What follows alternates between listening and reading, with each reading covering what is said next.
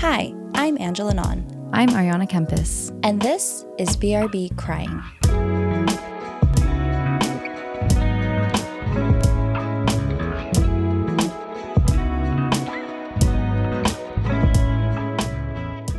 Hello, everyone. Welcome back to BRB Crying. I am Ariana, also known as Arns. And I'm Angela, also known as Nins.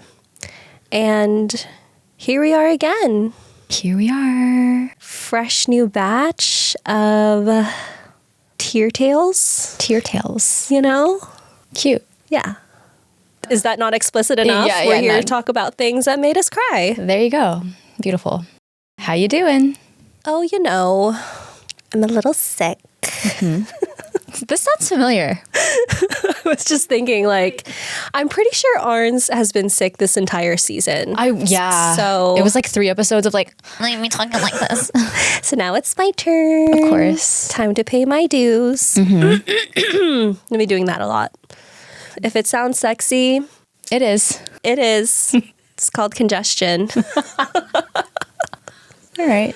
That's what I got. Okay, That's cool. what I got. On the mend yet? In the thick of it. Always on the mend. You know what I mean? Oh my God. You know what I mean? Dang. Oh. All right. Love it. How about you? I have a raging headache right now, but I think it's getting better. Yeah. Always on the mend.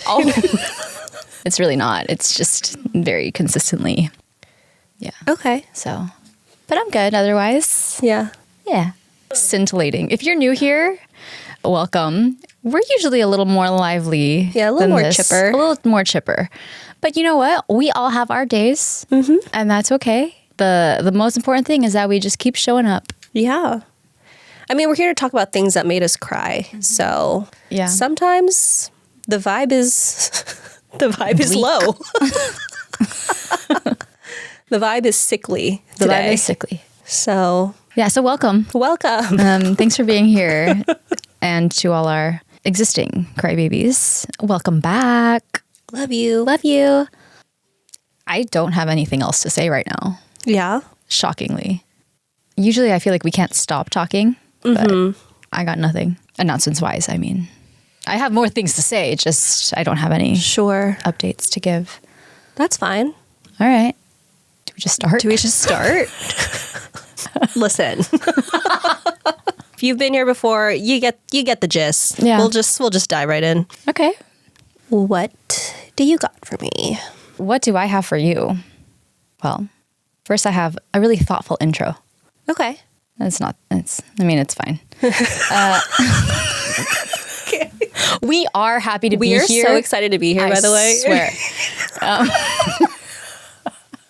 All right. Well, I thought it would be fitting to start with revealing some of our deepest, darkest secrets from our childhood. Our Shared childhood. Yeah, we were one person. Our general childhood years. And that is our screen names. Ooh. Would you like to go first? We had plenty. Yeah. So, by the way, I'm talking about screen names on AOL Instant Messenger, otherwise known fondly to us as AIM. Well, my go-to Yes. was Angie Blah. So clever. I had that one for a pretty long time. I feel like most of middle school and high school you had that. Yeah. It was a good one. It was a good one. Yeah. Angie Blah. Angie Blah. 2 E's, 2 H's. Yes. Well, I started with Sweet Sunshine 28, and that was SWT, by the way. And the I was a 1. Oh, hello. Duh. Just so we're clear. Just so we're clear. And then I moved on to Yana Banana. Way too many A's in there. I mean, I think I was like YAAA. Yeah. I do want to give a little shout out to one of our best friends, Marty. Sorry, Marty. I got it. She had the best ones. One of them was Easy Grease Hot Dog. Do you remember some of her? The Magical Marty. The Magical Marty. Yeah. Sorry. Shout out, Marty. You had some good ones. I love Mars too. It was Didi, our princess. Dude. Love it. God. Dude, I kind of miss them because now everyone's like, oh, it's just my name. Yeah. You know? Boring. Tell me a little more about yourself. I know. Love the sun. It's sweet. I'm just like, blah, you know? Anyway, getting us back on track. If you, listener, also grew up in the early 2000s and were also on this AIM culture, I encourage you to reflect on your screen name. Maybe even comment it on our posts on Instagram, our reels. Because today we are transporting ourselves back to that golden era with the film Didi. Oh, she has not watched it. Ooh, I don't think I've seen this. Oh, all right. My main source for today is an interview with Wang, who is the writer and director of Didi. And it's by Colin McCormack for SAG Indie. All right, general spoiler alert. I'll be talking about major plot points and some scenes in detail.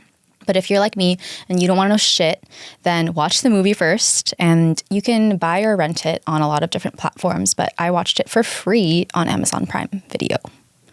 Sorry, Nins, you have no choice. You are going to get the spoilers. Just cancel this recording. I'll be back in like 2 hours. We'll postpone it. All right, so Didi is a 2024 film written and directed by Wang, starring Isaac Wang and Joan Chen. It premiered at Sundance in 2024, where it won the Best Ensemble Grand Jury Prize and the U.S. Dramatic Audience Award. And then it was picked up by Focus Features after that. So it is set in the summer of 2008, and it follows a Taiwanese American boy on the cusp of adolescence in Fremont, California. 510, baby. And it's sort of chronicling what it was like to grow up in those early days of social media. Again, 2008, so in addition to AOL Instant Messenger, you have early YouTube, you got MySpace, early Facebook, and the interfaces of these websites is flawless when you're watching it. So according to Wang, the research was compiled over the 7 years of writing this film. So he had like a folder where he was saving like old pictures of, and these designers recreated these deliberately lo-fi websites. This is the words I used, horrifyingly accurate. So let me get into the plot. Although I will say that this film isn't super plot driven so much as it's a snapshot into this 13-year-old boy's life. So it's kind of like you're just stepping into his shoes for a summer. It's not about what happens so much as how you feel when you're watching it. So Chris Wang, also known as Didi, which means little brother, is Taiwanese American, again, from Fremont, California.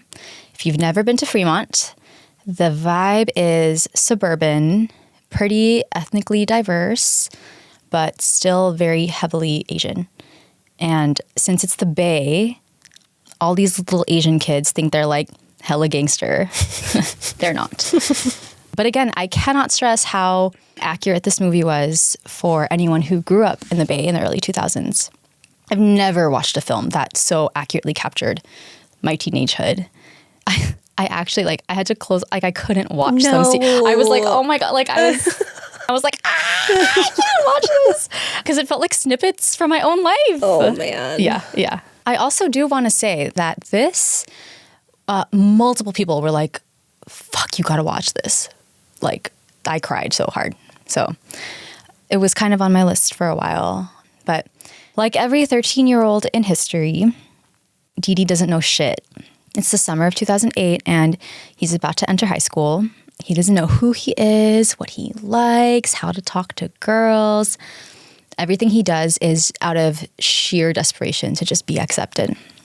He lies about the movies that he watches. Oh, God. No, I'm which I felt so hard because, I feel like my parents didn't let me watch a lot of older kid movies, racier ones growing up. So I never understood the references. I would just pretend that it's really fucking painful.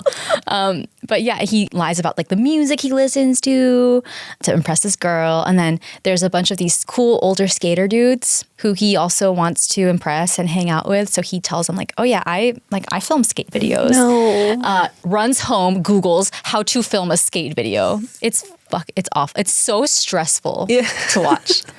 But this is a coming of age film that's set in a place that we call home. And so there's obviously so much that I would want to say about this, but ultimately it so perfectly captures adolescence. I think that no matter where or how you grew up, being a teenager is so painful and confusing, and everything feels so fucked up with your family, and you can't ever say the right thing, and everyone thinks you're dumb, and it's just so lonely sometimes. But I think there's a lot of comfort in knowing that, oh, that wasn't just me, especially watching this film. Like every teenager ever has felt this way.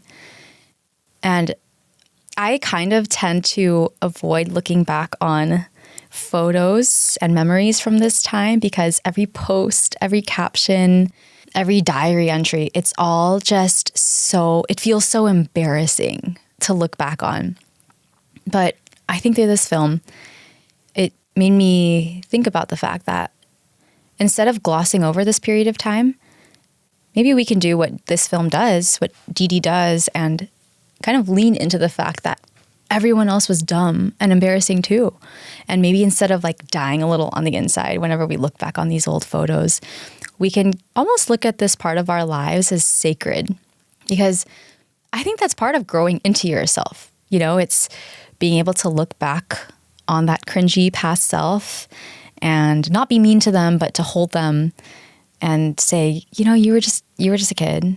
And all those videos of you laughing and doing dumb shit and saying dumb shit and being cringe, like that was just childhood joy that was trying to find its place in this newfound adolescence and like couldn't really quite figure it out. And so I think that deserves reverence in its own right.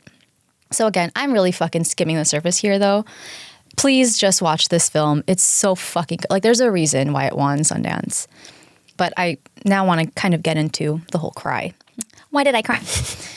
Throughout the film, we watch this kid trying to fit in, trying to morph himself into who he thinks will win approval. To his childhood friends, they call him Wang. And then he experiments with introducing himself as Chris to like these new dudes.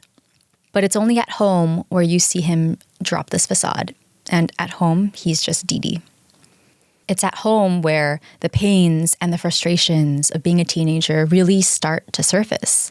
You know, he's really short-tempered with his family, exasperated at how overbearing they are, and just so upset that they're not listening to him and they don't understand him, like how all of us felt like teenagers.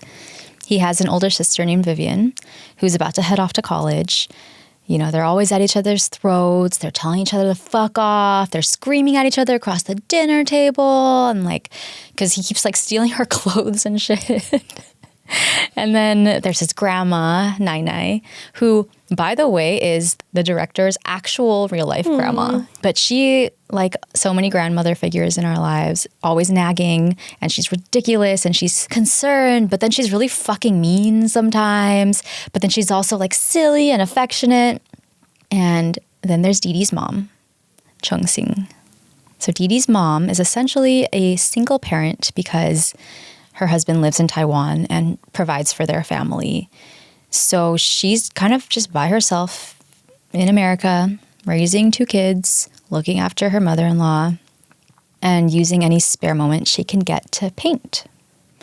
She has a lot of her own shit that she's dealing with under wraps, or, you know, as Didi's life is going on.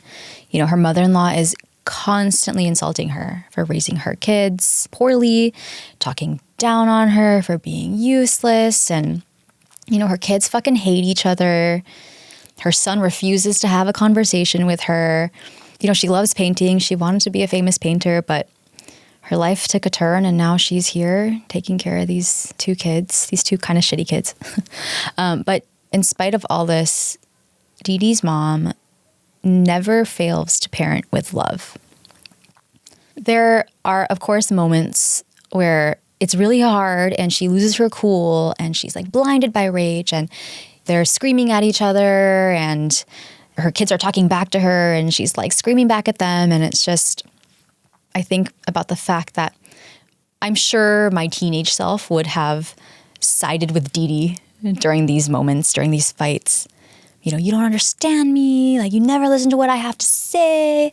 But as an adult, all I really see, all that really comes through for me is a mom just really trying her best. So there are a couple of scenes I just wanted to show you today. In one of these scenes, Didi runs away after an argument with his mom. And he comes home the next morning after spending the night, like sleeping in a park or something. And he's about to shuffle into his room, but then he thinks twice about it and then heads into his mom's room. So in the scene, Didi comes home and he asks his mom, "Are you ashamed of me?" And something she says is, "Sometimes I sit and think about how I ended up here. So ordinary. Is this what my life has amounted to?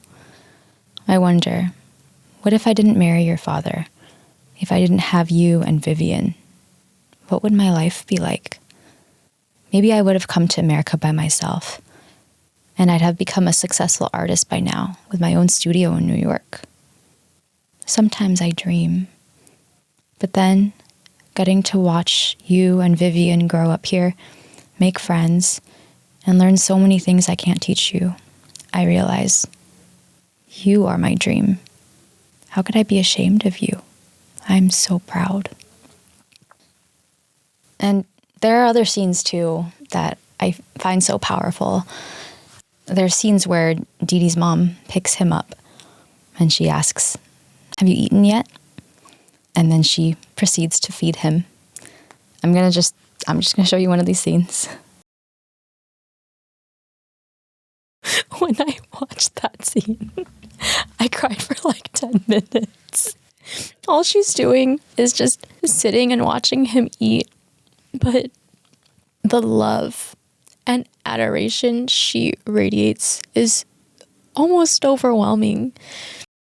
As complicated as their lives are, in these moments, it couldn't be simpler.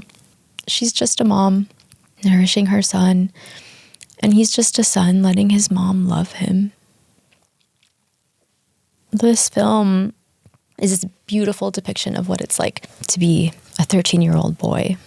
But for me, it's an equally powerful narrative about loving a 13-year-old boy and trying to understand him and figuring out how to care for him, even when you don't understand him. And I love these two scenes because they kind of show both sides of that coin. You know, there's one where words hold so much power, and then there's another where words aren't needed. And the thing is, I don't even look at it and think fondly to myself like, oh, this is how I remember my relationship with my parents. I think most of us would agree that our parents didn't always have the emotional bandwidth to give us those words that we needed to hear. And, you know, in our own healing journeys, we kind of have to accept that for our own peace of mind. But watching this, I realized this is the kind of parent I want to be. This is the kind of parent every child deserves. And even if I never decided to have children, like, this is the kind of love and understanding and safety that I kind of want to just offer the people in my life. The beautiful thing about leaning into love, and the reason why we probably keep coming back to this theme week after week after week, is that it is the greatest clarifier. Everything is so simple through this lens. Even if we weren't lucky enough to have a parent who looked us in the eye and told us that we are their dream, Didi reminds us that every time they picked us up and asked, "Have you eaten yet?" they were just loving us the only way they could. You know how you were talking about how when you're a teenager, everything feels so dire. Mm-hmm. Like you just feel things so strongly. Mm-hmm. But I feel like when I look back at that time in my life, yes, I felt things so intensely, but I also was so only concerned about myself. Like, I was the only person alive. And when you watch those scenes of Didi and his mom, and I'm assuming that you're watching this movie through his perspective, and he's the main character, but the audience viewers are seeing this objective story between a mother and a son. And it makes me wonder, like, how many times in my own adolescence did I not even take note of the ways that my parents loved me?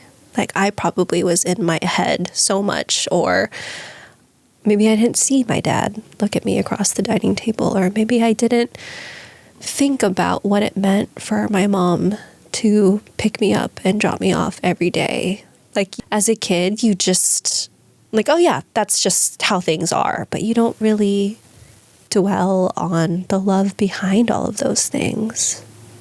I think a lot about when I was younger, my parents were like trying this thing where they put me in like a bunch of extracurriculars.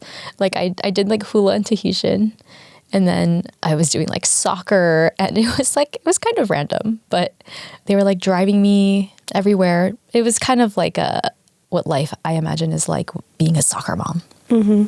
And I remember they had to stop. They had to pull me out because no one could take me.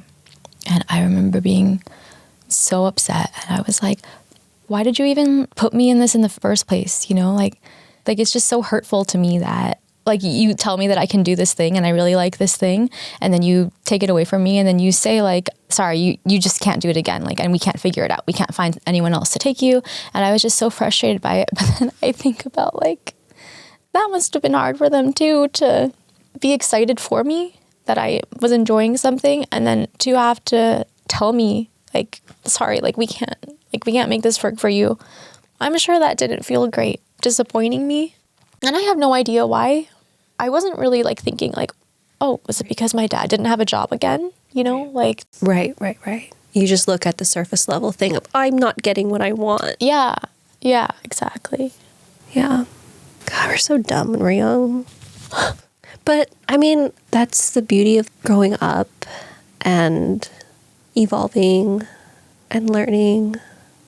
Like, you can look back on that time and actually appreciate it so much more because you have that insight now. Mm-hmm. You can give your parents a lot more grace that you literally didn't have the ability to at the time. Your parents more grace, yourself more grace. Mm-hmm. Yeah. Dude, I don't know what it is, but any story that's about like specifically Asian American parents, fuck me up, dude. I'm telling you, I was sitting there like I was fucking no words. She's just I know. I kind of loved that. The way that she's just like gazing at him, and when he looks back at her, I think that also broke me a little bit, because that is exactly what we were talking about when in that moment, like witnessing her, witnessing you, like what? Oh my God, that's so beautiful. Yeah. And I really appreciate what you said about like the reality for a lot of our parents is that maybe they didn't have the skills to express that to us. But I think that we are hopefully old enough now to understand that that doesn't mean it wasn't there. Mm-hmm. Yeah, I think that's a huge part of healing.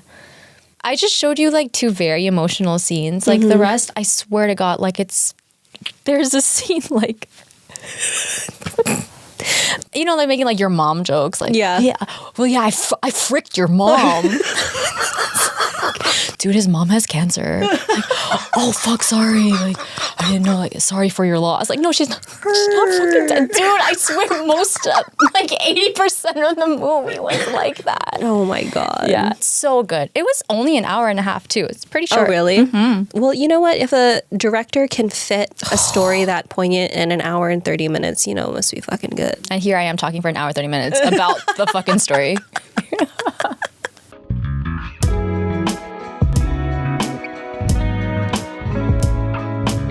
Okay. Fuck me up. Okay. The overlap is so there. Please. It really? is. It is. All right. Well, I know I've mentioned my husband Lou several times. Who? On this pod. Just this guy. Like, we get it. Like, I'm married. Yeah. You love him. Yeah, sure. But what can I say? He is the love of my life. Blah, blah, blah, blah, blah. But he is not the only one. There is actually a whole other love in my life that I haven't really talked a lot about on this pod. But that will change today. And this other love is my little cat, Meredith. Otherwise known as Mer, Shmoomaloom, Moo, Schmergderg, and so on and so forth. Just every word without vowels. As long as there's an M, you know what I mean? So she is a 5-year-old, silver-shaded, British short-hair cat with these big green eyes and this little pink nose. I know I'm biased, but like the most beautiful creature I've ever seen. She's the reason I like cats now. Didn't used to. God, she's gorgeous. Okay. Well, I actually grew up in a household that was very anti-pet. My parents just did not want to deal.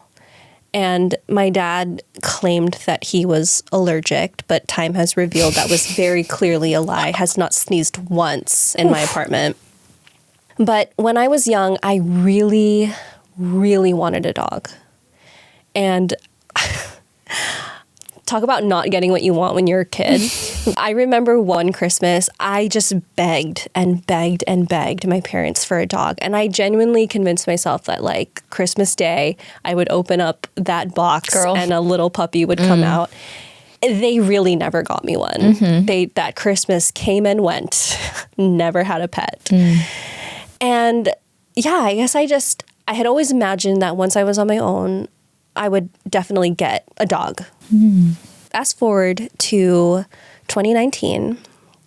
My coworker at the time was headed home for the holidays and she needed someone to watch her cat for 2 weeks. And she asked me and I was like, okay, sure. Did not know shit about cats, but I was like, how hard could it be, you know? And again, I never had a pet growing up and everyone else I knew all had dogs. So I was fucking clueless about cats. Actually, all I knew about them was that they were assholes. They hissed. They attacked you for no reasons. No one liked them. And this just clearly shows like how poorly educated I was about cats. So anyway, I end up agreeing to watch this cat for 2 weeks. And I very quickly come to the conclusion, like, holy shit, cats are chill as fuck. Am I like, a cat lady? Am I? Is this my brand? So, I mean, again, I really thought my whole life I just wanted a dog so bad. I love dogs, but I didn't realize how easy it was to take care of a cat. I didn't have to take her outside. I didn't have to walk her. I didn't have to pick up her poop. And she was quiet for the most part. She cleaned herself. But more importantly, she was so sweet. I was like, oh, I didn't realize that cats were affectionate in not the same way as dogs, but they showed affection. And every night she would cuddle up like right next to my chest and I would just like fall asleep to the sound of her purring. And it was so sweet. Yeah.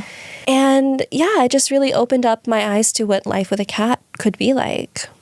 So long story short, 4 months after that cat sitting stint, we fucking got Mare in April of 2020. Oh, that's right, because we didn't meet her for a long time. Right at the start of the pandemic. Oh my God. I was like, we got to quarantine. I'm getting a fucking cat. Dude. Like, I need something to live for, you know? And I feel like it was, as with all pets, it was fate. I found this lady in Gilroy who had a litter of British short hair cats ready for adoption. And there was just one last girly left. Me and Lou definitely were like, we want a girl, we want a cat, we want a silver one. And this lady just had one more left because she was waiting for me. So we brought Miss Mare home when she was 11 weeks old. You didn't see her, but I swear to God, Arns, she was like smaller than my foot. Dude. Like she was so little, my little baby. And we were just so in love with her. And when we brought her home, there was a big adjustment period for me and Lou, because again, he also didn't have a pet growing up. This was our first time. He didn't? Oh. This was our first time. But more importantly, for Mare too. And that wasn't something I was familiar with because, again, my first pet. But also it was just me learning more and more about cats specifically. And I think one of the biggest differences between cats and dogs is that when it comes to cats, you have to earn their trust. Dogs are so loving and so open with their affection and loyalty. I didn't say it, she did. And cats are much more reserved. And I think that's why they get such a bad rep, because fucking stupid ass people just expect instant love from a random animal that has no idea who you are. No. Like, I'm trying to imagine like walking in a mall and just having like a complete stranger coming up to you and be like, give me a little hug. The fuck? Like, I'd be like, who the fuck are you? Yeah. And so it makes sense that cats are the same way. Yep. You know? Mm-hmm. But anyway, I just feel so bad that cats have such a bad rep. I know. I think for those of you that are listening that have a cat, you totally get where I'm coming from. And you know how these little shits can come off as standoffish or uninterested. But just the way that they burrow themselves into your heart, it's like your brain chemistry changes. Because you cannot believe how much this little furry creature that lives in your house and wreaks havoc in your life can be the thing that you love most in the world. Like, I fucking love my cat so much. That is my fucking girl. And this is not a unique sentiment. I'm sure everyone who loves their pets just understands what I feel like. But I think with cats, it's one of those things where unless you've been around a cat, you don't quite understand all the hype about it. So with all this misinformation about cats and a lot of people who don't like them, I hope that this story changes their minds a little bit. And now that I am a full-blown cat lady, my algorithm is consumed with cat videos, and I fucking love it. But the ones that wreck me entirely are any videos about cat rescues. So today, after my 45-minute intro... Oh, that was your intro? That was my intro. Sick, dude. I want to talk about a cat named Bruno and his foster mom, Grace Choi, who is the founder and director of the Happy Kitty Rescue. So my sources for today are the Happy Kitty Rescue's main website and Grace Choi's Instagram and TikTok accounts at kittyboyandfriends, and then an interview Grace Choi did with Small's cat brand. So Grace Choi, as I mentioned, is the founder and director of the Happy Kitty Rescue, which is a nonprofit animal rescue in Los Angeles, which she started in 2023. And she was inspired to start this because after years of volunteering at various animal shelters, she realized that there was this dire, overwhelming need for specifically cats. As it turns out, cats were the most euthanized population of animals in shelters across the U.S. In LA counties alone, over 42% of shelter cats were euthanized compared to just 14% of dogs. Oh my God. And again, a lot of that is because oftentimes cats are deemed too at risk or they exhibit, quote, severe behavioral issues because they're difficult to handle in the shelters. Which is like, yeah, if you fucking put me in a cage, like, I'm going to be a little upset, you know? So anyway, Grace decided to start this rescue specifically for the cats who were most at risk for euthanasia. And so they take in any cats with neonatal issues, special needs, cats with medical trauma, and again, these aggressive behavioral cases. On the Happy Kitty Rescue website, it says, quote, "We believe that every life, no matter the label, is valuable and deserves a second chance. We are committed to showing every animal that comes through our doors the patience, compassion, and love they deserve." So basically, Grace is an angel on earth. And just as an aside, nothing to do with my story, she's like the most beautiful person I've ever seen. Like, she's stunning. She is stunning. Okay. Grace, drop the skincare routine. Seriously. Okay, so Grace makes a lot of content about the cats that come through her rescue, and obviously I eat that shit up. She has over 2.8 million followers on TikTok. And this is only an account that's less than 2 years old. Okay, sick. Yeah. But yeah, she documents a lot of the cats that she fosters, and she captures their progress. And obviously every cat that comes through her home, over the course of several videos, you watch this complete transformation take place. And it's beautiful. So I want to share with you the story of just one of Grace's foster cats, and his name is Bruno. So Grace started posting videos of Bruno in April of 2024. And from her caption, he was brought in as a stray. We don't know much about his history, but he was quickly labeled aggressive by shelter staff. Yet for whatever reason, when Grace met with him for the first time, he was surprisingly super affectionate to her. And he immediately came up to her and asked for pets because, again, she is an angel on earth, and he probably saw that. So Grace was like, okay, there's definitely potential here. Let me foster him at home and see where this goes. By the way, obviously, I will link these videos of Bruno in our show notes, but let me just say, Bruno is a fucking gorgeous cat. His coat has this tuxedo pattern, but instead of it being black fur, it's like this really rare chocolate ombre brown. Oh. And then he has these like beautiful ocean blue eyes. Oh my God. Stunning. He's a stunning cat. Yeah. Also the name. Bruno. So cute. Right? So there are over 30 videos of Bruno on Grace's page. And we're going to watch all of them. We're not going to watch all of them, but she would post like every day his progress. And I will just share some of the highlights with you today. Of course, I obviously watched every fucking one, but I will show you some of these more poignant clips.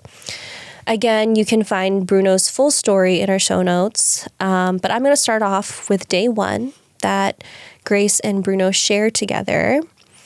And what you'll see is that, again, even though Bruno was really sweet when he met Grace at the shelter, his demeanor definitely shifted when he goes back to Grace's house. He is very clearly scared and overstimulated, and he lashes out at Grace. And you see why he was deemed aggressive, because he's like hissing and scratching her.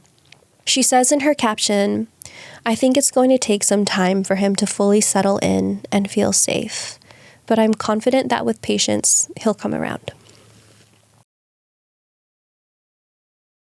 So I just shared the day one post and day one video that Grace shared of her time with Bruno. I'm going to fast forward to day 8, and this video starts off really sweet. You can just tell like how much Bruno just craves love and attention. And he keeps coming up to Grace asking for pets. But again, we don't really know anything about Bruno's past. We don't know if he had a previous owner. We don't know if there was any abuse. But in this clip, even though Bruno is clearly enjoying his pets and cautiously letting Grace in, something unexpectedly triggers him and he ends up attacking her. So I'm going to show you that video. It's a hard watch. So I wanted to show this clip in particular because it shows that when we're on our journey of healing, it's oftentimes not linear. Grace and Bruno had been making really great strides within that first week, and then it just felt like this huge setback when he got triggered and got violent. And you can see on poor Bruno's face after he attacked, it was almost like he felt shocked by his own actions. And he kind of just lays there like, oh shit, did I just do that? It was like he had this trauma response that was beyond his control. And some of the comments that I read on that video were like, right before he attacks her, you can see that her hand was kind of like in a fist. Oh. So again, it's like, we don't know if that had triggered maybe like a really bad memory for him. We don't know, right? But Grace, when she gets attacked, she's obviously upset and she's physically hurt. But there is just such empathy for this cat. Like, she doesn't raise her voice. Mm-mm. She doesn't retaliate. She doesn't give up on him. And I know how desperately so many of us would want a love like that. So after this episode, Grace kind of recalibrates her approach and really lets Bruno take the lead. And as it turns out, with just persistent patience, Bruno becomes an entirely different cat. And if you watch the whole series over the next several days, you see these small victories. Bruno learning how to play with a cat wand. Bruno relaxed enough to make little biscuits with his paws. Bruno learning how to gently ask for pets. And Grace consistently there, showering him with love and affirmation. So I'm going to skip to days 19 and 20. And here is when you really start to see this transformation in Bruno. So I just played that video for Arns, and here is an excerpt from the caption Grace wrote. We finally had our first major breakthrough. I've been keeping our sessions short and sweet the last few days. I haven't initiated any pets, and the main focus has been playing with our toys. When I walked into his room this day, he immediately came up to me and seemed so happy to see me. I was shocked. I sat down on the couch and he jumped into my lap. Bruno finally decided that he wanted love. So in this video, you see Bruno kind of nestles himself into Grace's lap for the first time. And he just rests his head and his paws against her stomach. And you hear his really loud purrs. And he just closes his eyes. And if you are cat illiterate, that's basically all of the signs that a cat feels safe. Grace says, it felt like he trusted me for the first time. And from that day forward, Bruno fully leans into love. He learns how to not be so afraid and untrusting, and he opens up his heart to the warmth of affection. The rest of Grace's videos of Bruno from this day reveals this completely loving side to Bruno. I'm going to play one more video here, and that's of day 20, just the next day. And although we've been talking about Bruno making these really great milestones, here you'll see that Grace herself is also leaning into this, because over the last 20 days of things being up and down, she also kind of has her guard up too. She's also a little bit reserved, but this moment that they share together on day 20, it's like it was meaningful for both of them. So in this video, Grace captures their first hug. Over the last 20 days, Grace herself, like I mentioned, has built up these walls as she learns about Bruno's limits. But on this day, she sits on the ground and Bruno walks right up to her, and she finally feels safe enough to pet him without any of her protective gear. In her caption, she says, "After 20 difficult days of drawing and learning each other's boundaries, Bruno and I finally built enough trust to both drop our fears and lean into love." There are still some days ahead for Bruno where he is still learning and working through his triggers. Bruno has to understand Grace's own boundaries, but in spite of all of these challenges, it's so clear how someone else's care completely transforms Bruno. The rest of the videos just show how Bruno is so, like, he's just constantly purring next to her, asking for pets, and just wants to be close to her. And to think that he would have been on the fast track for euthanasia when he has so much love to offer this world, if only someone had enough patience to give him the chance. She says, "Bruno has taught me so much about the power of patience and love. He is also a beautiful reminder of the incredible ability animals have to heal when given the chance. His journey wasn't easy, but it was so worth it." So after 4 incredible months together, Grace announces that Bruno was ready for his forever home. She knew that he needed a place with a lot more stability and focused attention, and since she was still fostering other kittens and running the shelter, she knew she couldn't be that constant that he needed and deserved. So Grace matched Bruno with his forever mom, a woman named Angela. You? I wish, dude. And Grace still posts updates about him on her page, and he's just doing so well. And the fact that he was even able to open his heart at all is because of all of the work and love and patience that Grace poured into him during their time together. In her interview with Smalls, Grace says, "My house is just a stepping stone, a temporary safe haven to give them a chance at life. Without it, many of these cats would have continued suffering in a cage and faced euthanasia.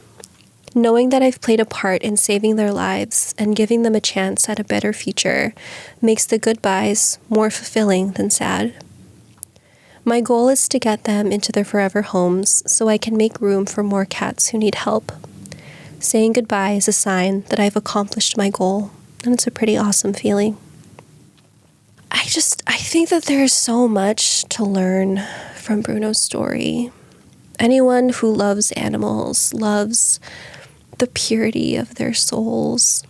And even when they seem violent or aggressive, it's really because deep down they're just hurting or they're scared, but they're never malicious. I think the same could be said for most people too. More often than not, the ones that lash out, that refuse to let us in, that hurt us, they're just deeply hurt themselves. And they don't know how to accept love or feel safe when it's given to them. But just look at how transformative it is when you choose to love someone at their own pace. And when we're loved like that, when there isn't any selfishness attached to it, look at how much brighter the world becomes. So thank you, Grace, for not only sharing Bruno's story, but for giving it this beautiful chapter. And Bruno, I suspect you are not a listener of podcasts. But I hope you know just how loved you are by so many around the world. And I'm so grateful that Grace has opened up your heart to receive it all. I'm sorry. I think we wrote the same story. Right? I'm not sure I have anything left to say that I did not already say half an hour ago. I know. When in that scene when Didi asks his mom, like, are you ashamed of me? And she says, I am so proud. I think that was that video. That's what I'm saying. When Bruno lashes out. That's what I'm saying. Just change the names. No, yeah. It's the same thing. Oh my God. Yeah. I think that there's just something to be said about the purity of children and animals. But at the same time, we all have that inner child who has been hurt and who craves love. It's so universal. It is something we all feel, we all crave, and we all just can be so transformed by. Yeah. And what's hard is that as we're all on our journeys, yes, that's all we want. But when we've been hurt or we don't know how to ask for it, it's like we reject it when it's offered because we have like this protective layer. But it's just so beautiful when you have these souls that are patient enough to wait it out. I want to say it's rare, but I feel like we all have someone like that in our life. And we all deserve that. When I said we keep coming back to love every week on this pod, I wasn't kidding. What else is there to talk about? There's nothing else to talk about. There's nothing else. That was beautiful. Bruno. While you were showing me these, I was like, do I want a cat? Yeah. Dude, I am here to change the rep about cats. Yeah. Fucking sick. Yeah. I hope you get one. Maybe. You know? Love And cats. We're rebranding the pod. BRB, love. All right. Cool. Thanks everyone for tuning in. We hope this made you feel a little something. Yeah. We hope you felt a little love. And a little cat. We hope that at the end of this episode, you went out and adopted a cat. Yeah. Send us pictures. Send us photos, please. But seriously, thank you for listening. We appreciate every week you lending your ears to us. If you loved us, feel free to leave us a little review on Apple or Spotify. You can send us a sob story, or you can send us some cry recommendations at our website, brbcryingpodcast.com. You can email us hello@brbcryingpodcast.com.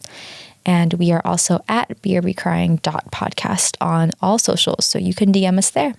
Or you can just tell all your friends and family about us. That would honestly be the most helpful thing. There's nothing like a personal rec, you know? That could be you.